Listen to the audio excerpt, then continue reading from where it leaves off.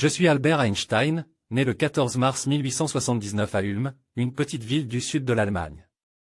Mon père, Hermann, et ma mère, Pauline, étaient des gens modestes mais visionnaires, dirigeant une petite entreprise d'électrochimie.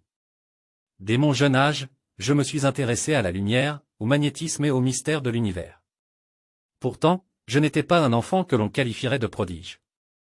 Mon apprentissage de la parole fut tardif, et à l'école, mes professeurs me trouvaient distrait et peu prometteur. Mais dans mon esprit, je voyais des images, des idées abstraites qui me fascinaient bien plus que les leçons imposées. En 1894, ma famille déménagea en Italie, mais je restai en Allemagne pour terminer mes études.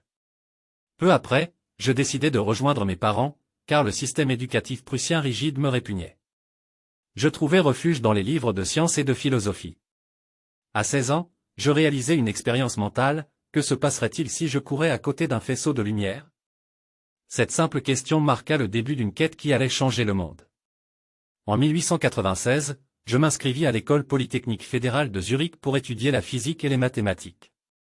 Là-bas, je rencontrai Milva Maric, ma future épouse, une brillante scientifique. Nous avons eu 3 enfants, mais notre vie de couple fut souvent tumultueuse.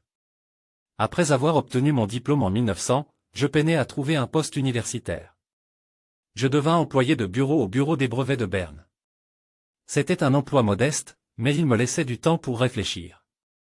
En 1905, ce que j'appelle mon année miraculeuse, je publiai 4 articles révolutionnaires. Parmi eux, l'un introduisit la célèbre équation. E égale M C 2 E égale MC 2, démontrant que la masse et l'énergie sont interchangeables. Ces idées bouleversèrent la physique classique et m'établirent comme un penseur majeur. Mais ma vie ne se limita jamais à la science. Les injustices et les conflits du monde m'attristaient profondément.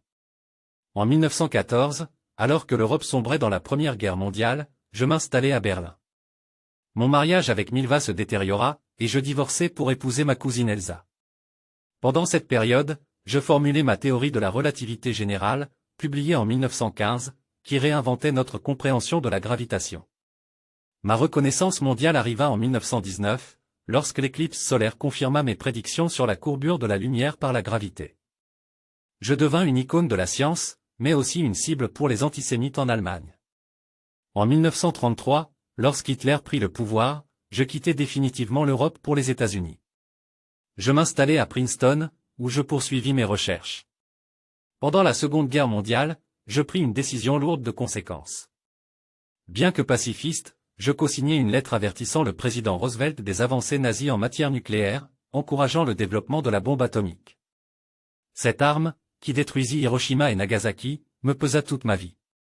Je devins un ardent défenseur du désarmement nucléaire. Dans mes dernières années, je continuais à explorer les mystères de l'univers, cherchant une théorie unifiée qui relierait toutes les forces fondamentales. Mais plus que mes théories, je voulais que l'on se souvienne de moi comme d'un homme qui aimait la paix, la liberté et la curiosité intellectuelle. Je m'éteignis le 18 avril 1955, laissant derrière moi un héritage scientifique immense, mais aussi des questions sur l'éthique, la responsabilité et le rôle de la science dans l'humanité.